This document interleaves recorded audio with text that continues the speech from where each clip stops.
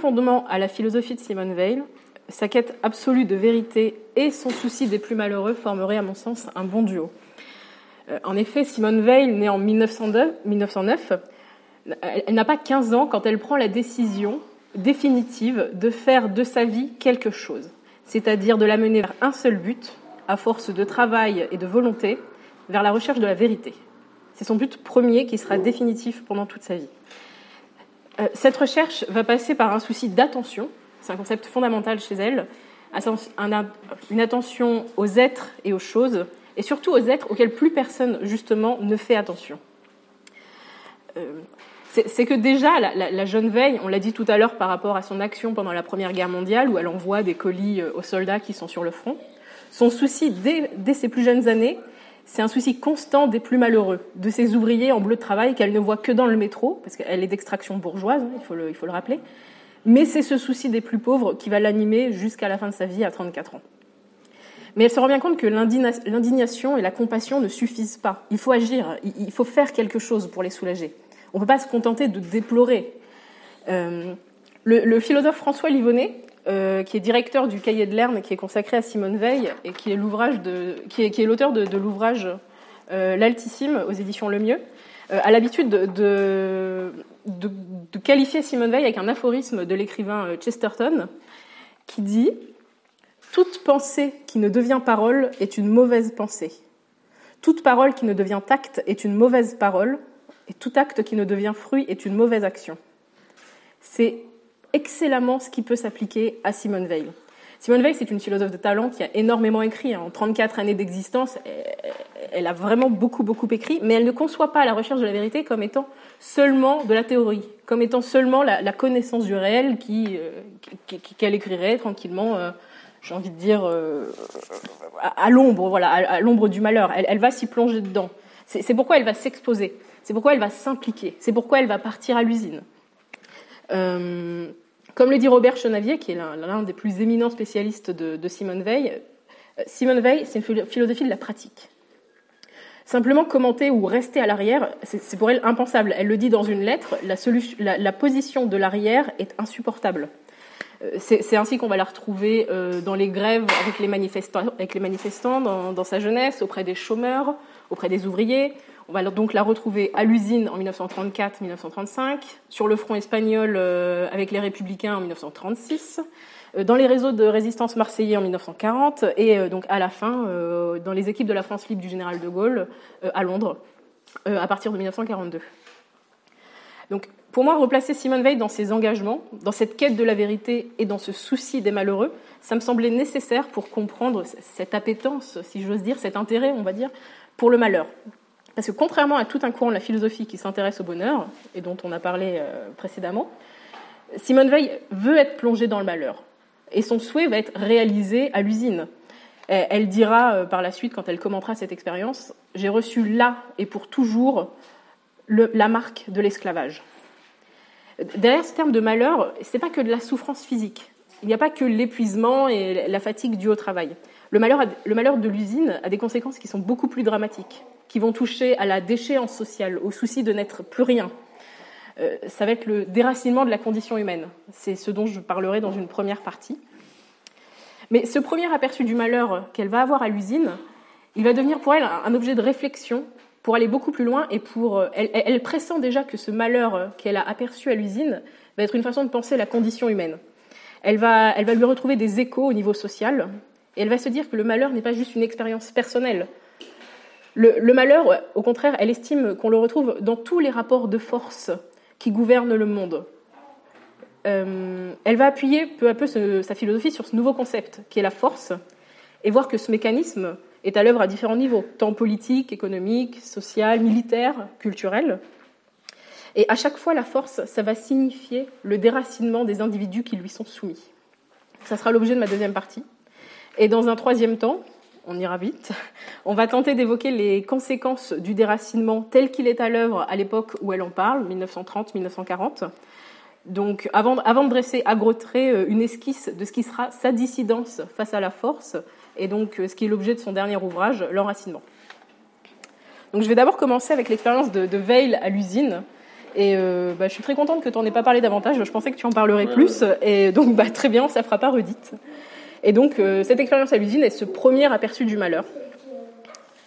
Cette année d'usine fut pour elle un martyr, dit Simone Pétrement, qui est son amie de longue date, d'Henri IV et de Normal Sup, après, je crois, et qui est l'auteur d'une conséquente biographie de Simone Veil. C'est 800 pages et c'est admirable à lire, c'est vraiment fondamental.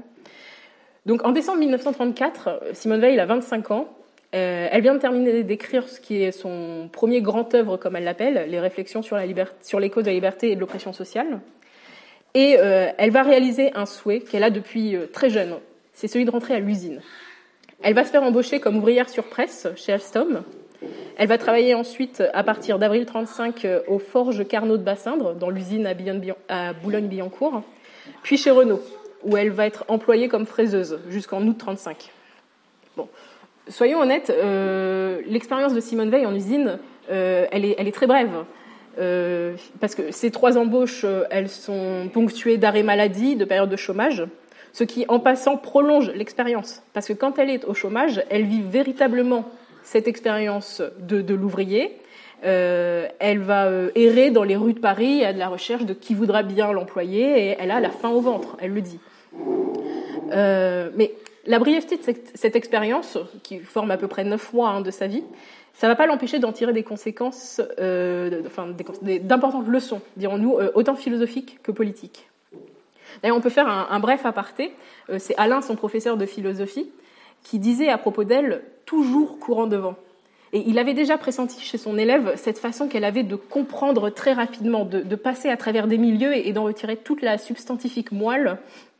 Et c'est exactement la leçon qu'elle nous donne quand elle va sur le front en Espagne. Elle y reste très longtemps, mais elle comprend tout de suite les enjeux, tous les tenants et tous les aboutissants. Ouais, donc je reviens à l'usine. Donc avant d'entrer à l'usine, Simone Veil est un peu naïve, et elle fait part à ses amis de la joie profonde qu'elle ressent à la vue de cette expérience. Bon, elle va rapidement déchanter. On peut vivre son évolution à travers la lecture du journal qu'elle tient, le journal d'usine, qui aujourd'hui, avec d'autres textes sur le travail, forme l'ouvrage de la condition ouvrière. Donc elle déchante rapidement et on voit au fur et à mesure combien le désespoir la gagne. Donc lors de cette expérience à l'usine, elle va découvrir le travail à la chaîne, qui est harassant, qui est répétitif jusqu'à la nausée. Elle va découvrir les ordres des patrons, qui sont injustes, qui sont incompréhensibles. Elle va découvrir les machines, qui n'ont aucune pitié, qui blessent. Surtout elle, qui est très maladroite. Elle va découvrir la vitesse, qui est constante. Dans son journal d'usine, il y a un bref extrait que je vais vous lire, qui résume tout à fait le sentiment qu'elle en a. Forcer rancor. Vaincre à chaque seconde ce dégoût, cet écœurement qui paralyse. Combien en ai-je fait au bout d'une heure ? 600. Elle travaille aux pièces.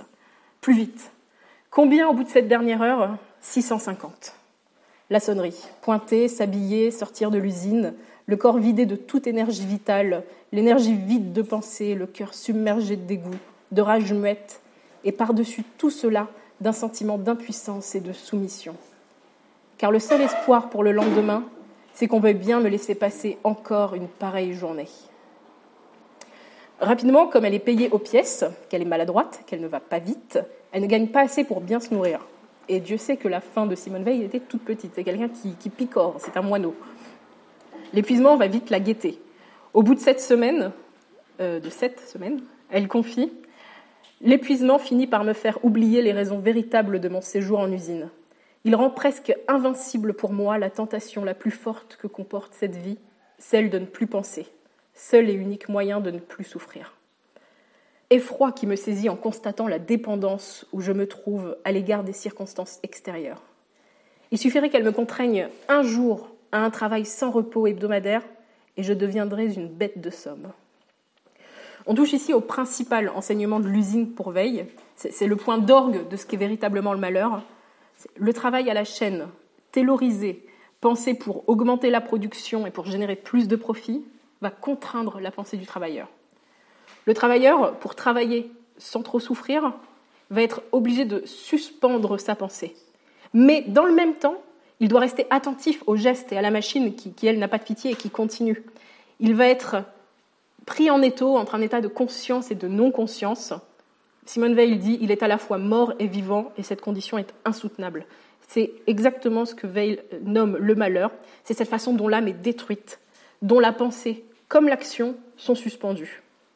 Ce malheur, ce n'est pas que la souffrance physique, c'est la pensée qu'on n'est plus rien, qu'on n'existe plus.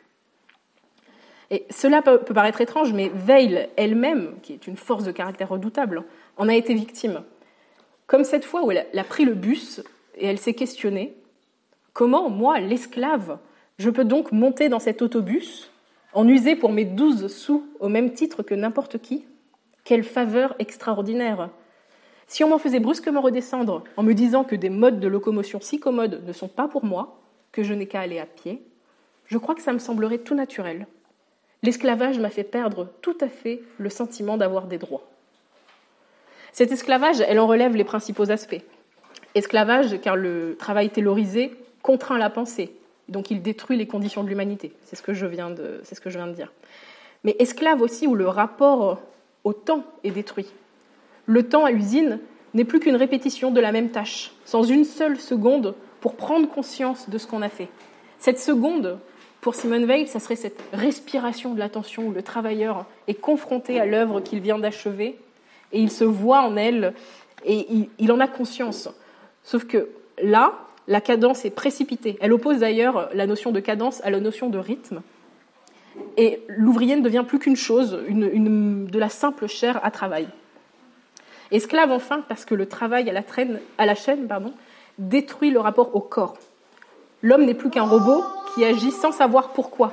Ce n'est pas lui qui décide de l'œuvre qui est à réaliser. Lui, il a une tâche très précise, sans aucune idée globale de l'œuvre finale. Cette œuvre finale, elle a été confiée à des dirigeants, à une gestion organisée.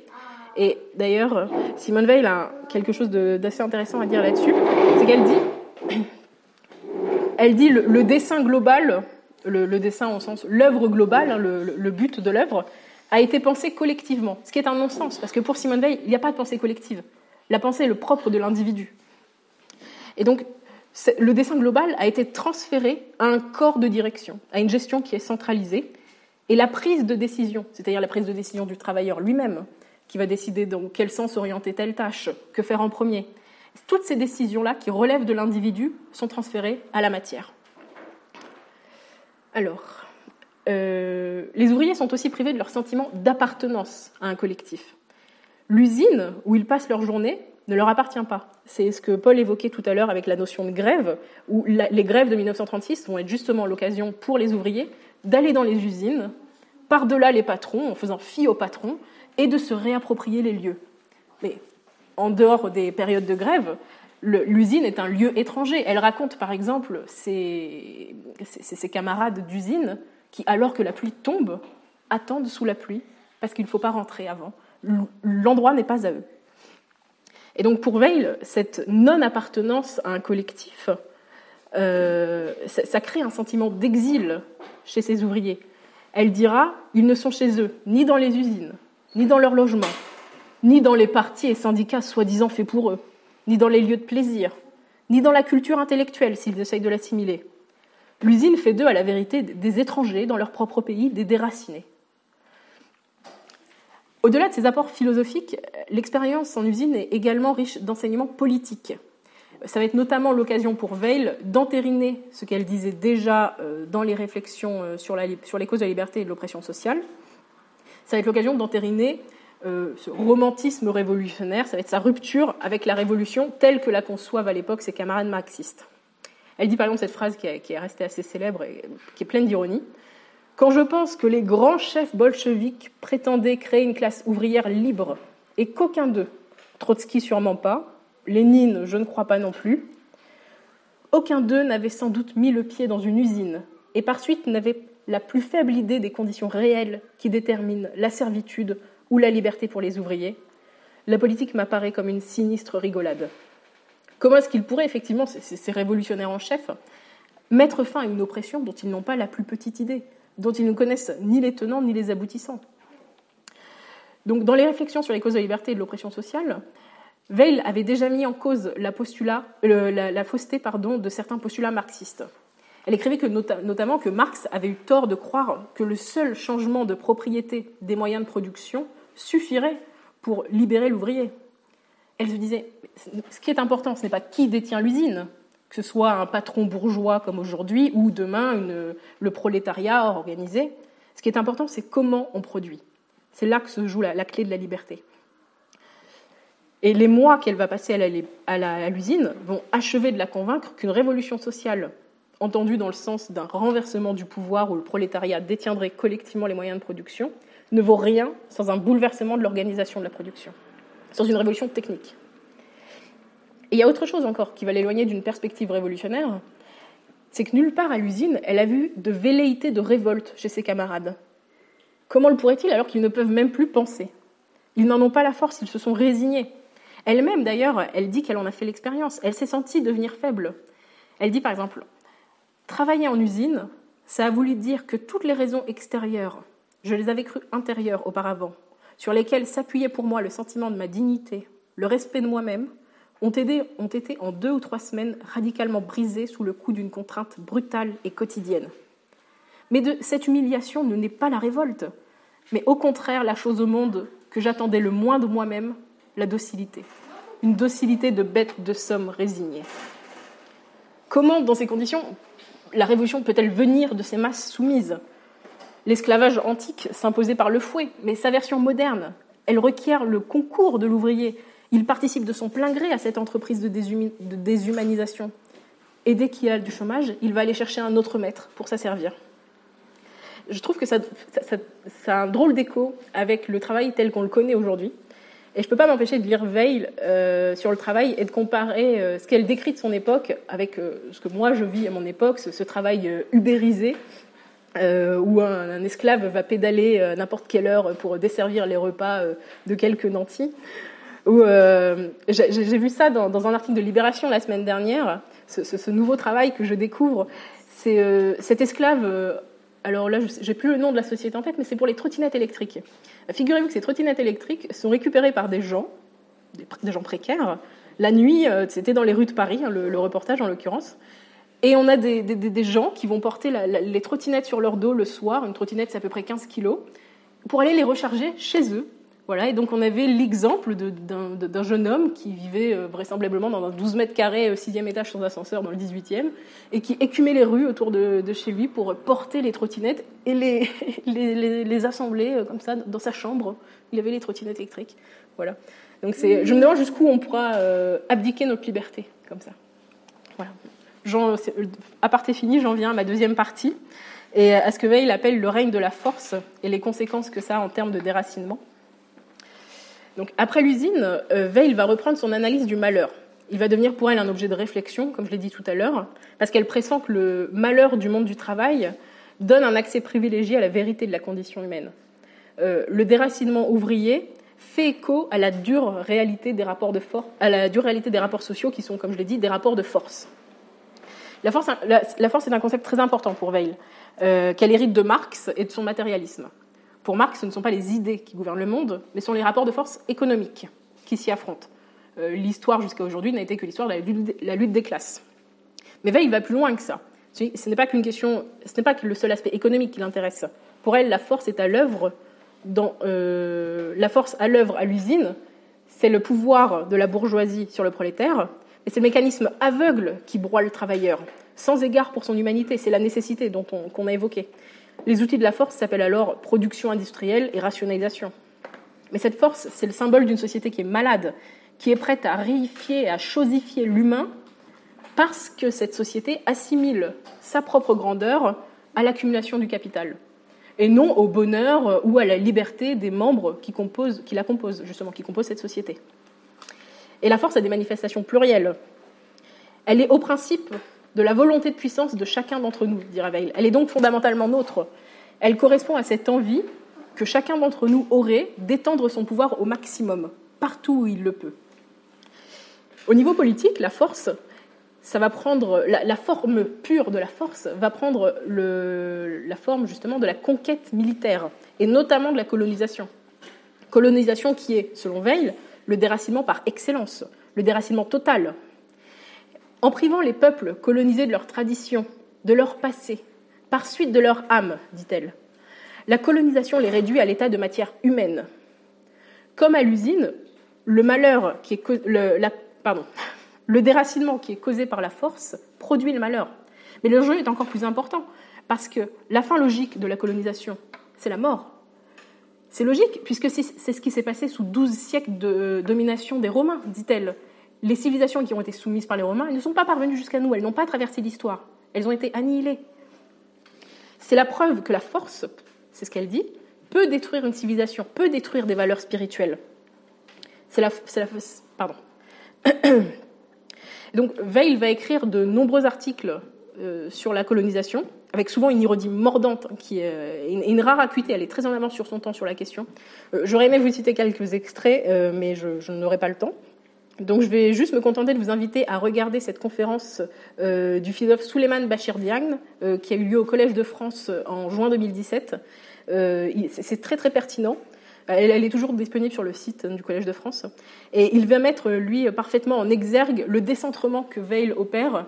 C'est-à-dire qu'elle ne va plus penser comme une occidentale, comme une française. Elle va réussir à se mettre à la place de ces peuples colonisés, parce qu'elle n'ira jamais. Elle voudra y aller, je crois. Elle voudra aller en Algérie, au Maroc, elle a des contacts là-bas, mais elle n'ira jamais. Mais elle va réussir à se mettre à la place de ces peuples. Et elle va pouvoir analyser le fait colonial avec beaucoup d'objectivité, et je le répète, avec beaucoup d'avance sur son temps. En tout cas, sur le colonialisme et ses méfaits, Weil va tirer une conclusion.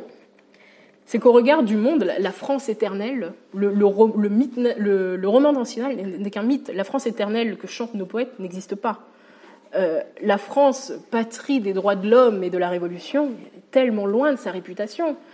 Ce ne sont pas les idées de liberté et d'égalité que quelqu'un comme Napoléon Bonaparte a propagées, mais bien la toute-puissance de l'État centralisé, la force d'un État qui est conquérant et dictatorial en puissance, dira Weil. C'est ce qui me permet d'ailleurs de faire la transition avec une autre manifestation de la force que décrit Weil. C'est celle donc la première était la colonisation, la conquête militaire, donc la colonisation, mais elle dit la force est aussi exercée par l'État. L'État l'État crée du déracinement. Par exemple, à la période où elle parle, les années 1930, on peut voir mais 3 types d'États différents. En premier lieu, la menace que représente l'Allemagne, avec Hitler qui est au pouvoir. Pour Weil, c'est le déracinement qui a rendu le peuple allemand malléable, perméable au totalitarisme, dira-t-elle. Mais le projet d'Hitler, c'est un projet de déracinement qui est encore plus grand, parce que le projet d'Hitler, c'est un projet colonial, c'est celui d'une civilisation unique, épurée, qui anéantira et fera plonger dans l'oubli toutes les autres civilisations. Elle y voit les méthodes de la conquête et de la domination coloniale, cette fois-ci appliquées aux populations de peau blanche, tout simplement. Et comment parler de déracinement de l'État sans évoquer ce qui se passe en Russie, et sur lesquels elle a déjà écrit beaucoup de textes, notamment le texte des perspectives, l'article « Les perspectives, allons-nous vers la révolution prolétarienne » en 1933. Et donc l'URSS est l'exemple type des méfaits de la toute-puissance bureaucratique de l'État. Pour elle, l'État russe est devenu une machine administrative et il passe son temps à nier l'individu. Les promesses originelles de la première internationale, elles ont toutes été trahies. À la liberté de la presse, de l'expression et de la démocratie multipartite, n'ont succédé que le goulag, la déportation et le parti unique. Ces 2 exemples, l'Allemagne d'Hitler et l'URSS, représentent les 2 menaces les plus virulentes à son époque. Mais Weil les renvoie dos à dos. Elle ne veut pas choisir quelle menace, entre le fascisme ou le communisme, est la plus grave. Elle dit « De part et d'autre, c'est la même mainmise de l'État sur presque toutes les formes de vie individuelle et sociale, la même militarisation forcenée, la même unanimité artificielle obtenue par la contrainte, au profit d'un parti unique qui se confond avec l'État et se définit par cette confusion. Le même régime de servage imposé par l'État aux masses laborieuses à la place du salariat classique. Mais c'est plus généralement contre l'État et contre l'État-nation, tel qu'on le connaît, que Weil dirige sa critique. Elle disait tout à l'heure, il est totalitaire en germe. C'est ça, c'est que l'État demeure, à son sens, une grande menace de déracinement. Il semble toujours porter en lui-même le totalitarisme. Il y a certes une différence de degré entre l'État français et ce qui se passe en Allemagne ou ce qui se passe en Russie. Mais ce que Weil dit, c'est que si on laisse l'État aller jusqu'au bout de sa volonté de puissance, on aboutit quasi inexorablement au totalitarisme.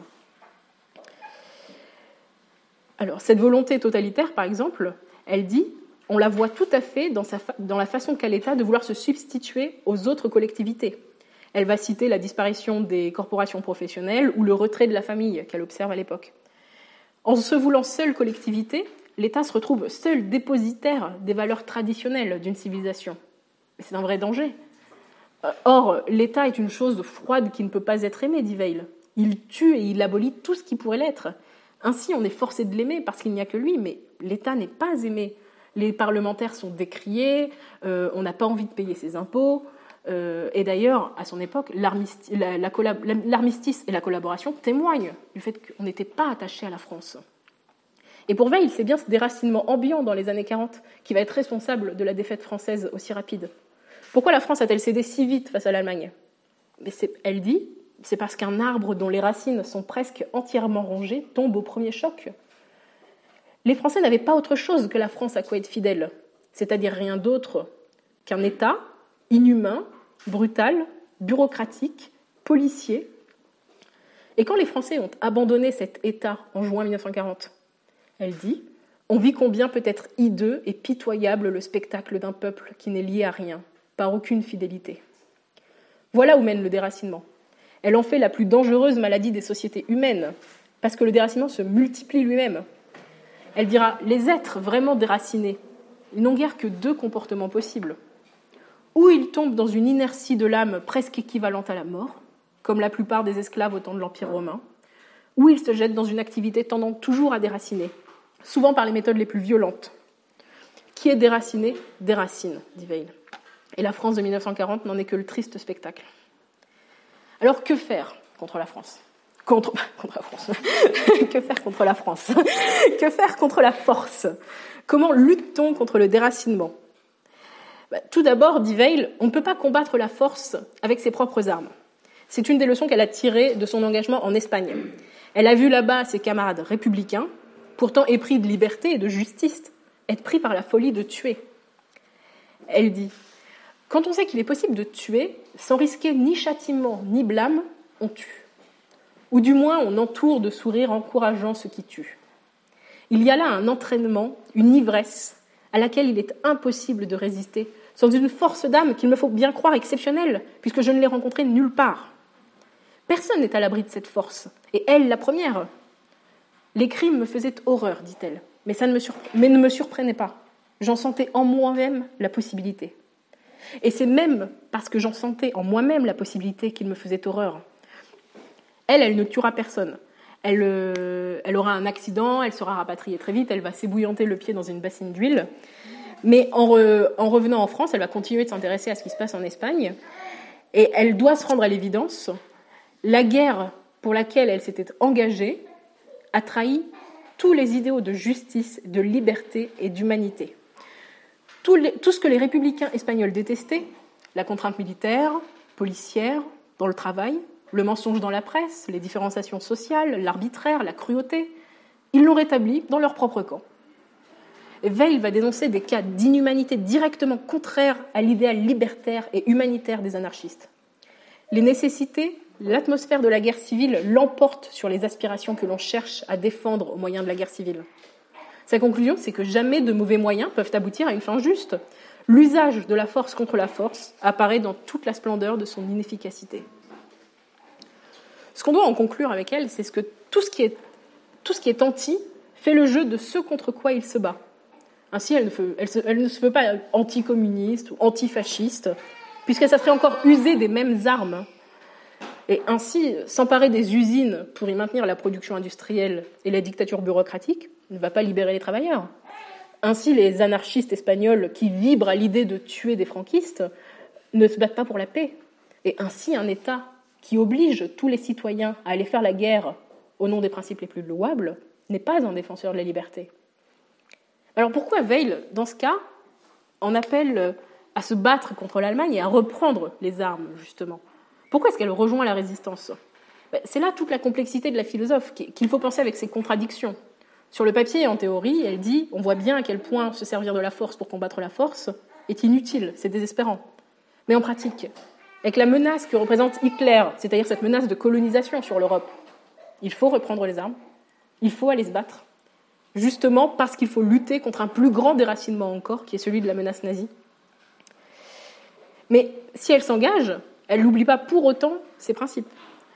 Donc si l'urgence, c'est de combattre le déracinement, et donc par voie de conséquence Hitler, il importe que la France, dans son combat, elle dit, apparaisse à ses propres citoyens et au monde comme une source perpétuellement jaillissante de liberté.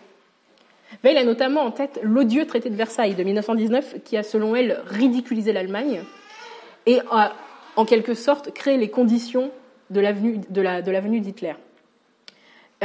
Pour elle, il est hors de question qu'on reproduise cette liberté. Le combat contre la barbarie nazie va de pair avec le combat contre la force dans sa globalité, y compris en France. Et c'est pour ça qu'elle va se lancer dans la rédaction de ce second grand œuvre, comme elle dit, qui est l'enracinement. Donc, à la base, l'enracinement, c'est un projet de nouvelle déclaration des droits de l'homme voulu par De Gaulle, dans le cadre de sa réflexion sur ce que sera la France après-guerre. Je me permets un bref aparté.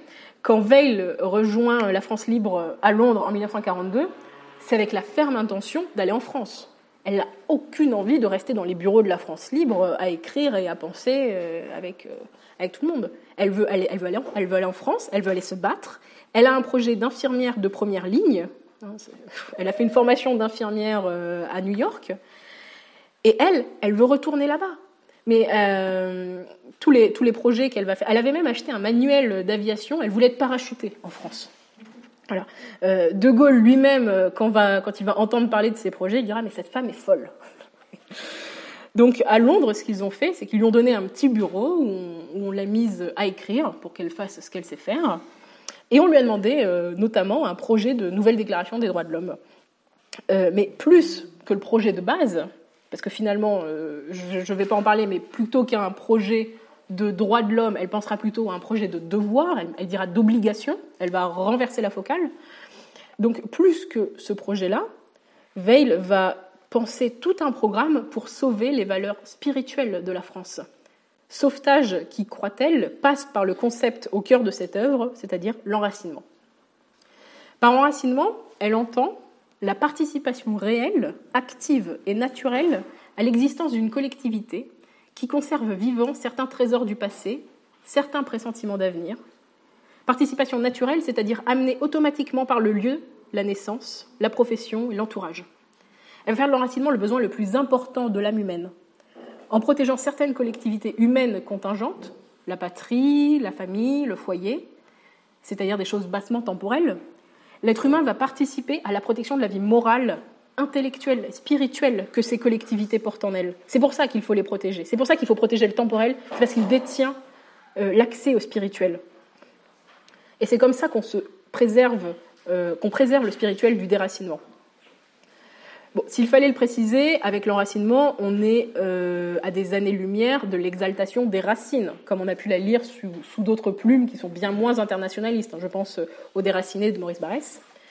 Avec l'enracinement de Veil, ce n'est pas l'amour des racines, ce n'est pas le culte d'un nationalisme exalté. On n'est pas dans l'identification à la nation. On est dans des échanges d'influences dans des milieux très différents. Je citais la patrie, mais elle citait aussi la famille, le travail. Et tout ça va s'imbriquer et va permettre la circulation, justement. Jamais l'enracinement de Simone Veil n'est pensé comme un repli sur soi.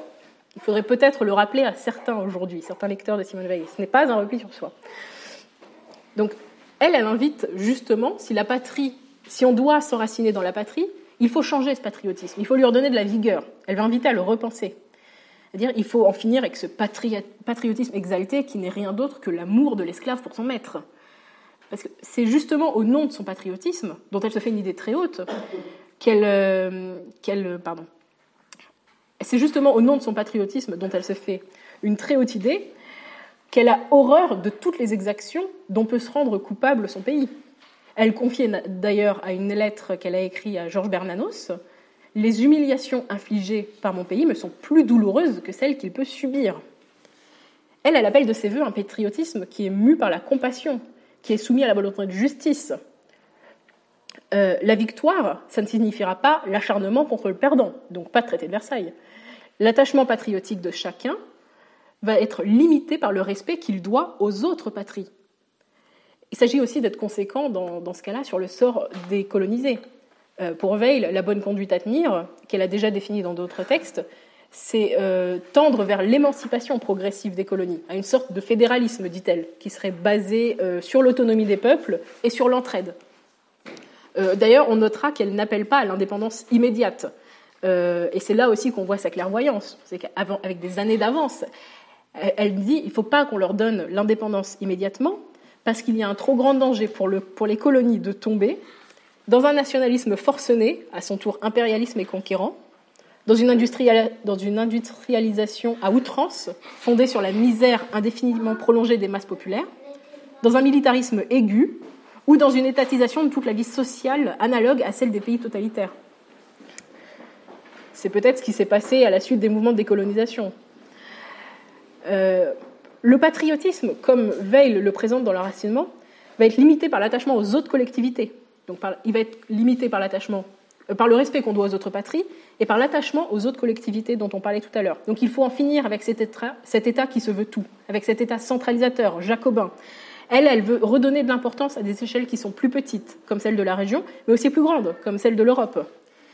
La répulsion qu'a Weil du collectif l'incite à privilégier l'existence et le partage entre petits groupes libres et autonomes. Et elle veut en finir vraiment avec cet État jacobin et centralisateur au-dessus de tout. Et donc, ce qu'elle dit aussi, c'est que pour définitivement mettre à mal la puissance de l'État, il faut doter le patriotisme d'une foi propre à chaque peuple, issue des trésors du passé, d'où son injonction répétée dans l'enracinement de préserver le passé. Elle dira par exemple « L'avenir ne nous apporte rien, ne nous donne rien. C'est nous qui, pour le construire, devons tout lui donner. Donner notre vie elle-même. Mais pour donner, il faut posséder. Et nous ne possédons d'autres vies, d'autres sèves, que les trésors hérités du passé et digérés, assimilés, recréés par nous. De tous les besoins de l'âme, il n'y en a pas de plus vital que le passé. » Donc pour elle, en France, le nouveau patriotisme pourra faire revivre les souvenirs de 1789, mais aussi les tentatives de civilisation chrétienne du Moyen-Âge, ou encore ce qui nous rattache à la Grèce ou à l'Orient. D'ailleurs, on pourra noter qu'à ce propos, elle est pour une rencontre avec l'Orient, et notamment contre l'américanisation qu'elle entrevoit. C'est assez fabuleux, elle a beaucoup de longueur d'avance encore sur ce point-là. Donc elle invite à repenser le patriotisme, mais elle invite aussi à changer le travail. Car pour Weil, et c'est sur ce avec quoi elle va conclure l'enracinement, si tant est qu'on puisse parler de conclusion étant donné qu'elle n'a pas eu le temps de le finir, la civilisation de demain aura pour centre spirituel le travail. Elle dira « Notre époque a pour mission propre, pour vocation, la constitution d'une civilisation fondée sur la spiritualité du travail. » Et là, on rejoint toutes les leçons qu'elle a prises de son expérience en usine. Elle dira « Seul le travail qui aura recouvré sa dignité, où la pensée sera de nouveau présente, nous permettra de retrouver le sens authentique de la grandeur. Une civilisation basée sur le travail, dans ces conditions, sera le plus haut degré d'enracinement de l'homme dans l'univers, au strict opposé de ce que connaît la France en 1943. Alors pour améliorer ce travail, Weil a déjà émis quelques pistes. Elle veut sortir du travail taylorisé, de la dépendance aux machines, refaire de l'ouvrier pas un simple exécutant, mais quelqu'un qui prend des initiatives, qui prend des décisions, et en fait qui allie ce pourquoi Marx se battait au fond. Un travail qui serait à la fois intellectuel et manuel. Il faut dépasser l'opposition délétère entre travail intellectuel et travail manuel. Et pour elle, contrairement à tout un pan de la philosophie qui fait du travail un instrument de torture, qui serait conséquence de la sortie de l'homme du paradis terrestre, pour elle, le travail est le moyen le plus évident de nous confronter à la matière. Le travail n'est ni juste ni injuste, il est nécessaire. Nous devons travailler, on ne peut pas s'y dérober. Il fait partie intégrante de l'humanité de nos besoins. C'est ainsi qu'on se réalisera en tant qu'être humain, et c'est ainsi, dira-t-elle, qu'on fera véritablement l'expérience de la liberté. J'avais prévu une conclusion, mais je ne sais pas si on a le temps. On a le temps ? Eh bien, très bien. Parce que je voulais faire une digression peut-être un peu plus large avec quelque chose dont je n'ai pas la réponse. Mais cette insistance qu'a Weil à se jeter dans le malheur, est-ce qu'elle prête ou non au dolorisme ? On n'a pas arrêté de dire c'est compliqué de lire Weil, on peut être fasciné, mais on peut aussi tout rejeter en bloc et se dire c'est impensable de penser comme ça. Elle n'est pas masochiste, hein, elle le dit clairement. Elle dit que les masochistes, ils ne veulent que l'apparence du malheur, ils ne veulent pas vraiment sentir le malheur. Or, Veil, elle a une vraie tendance pour ce malheur. Et quand on lui refuse de rejoindre la France en 1943, quand De Gaulle disait « mais elle est folle », là, à ce moment-là, elle tombe dans un désespoir qui est complet.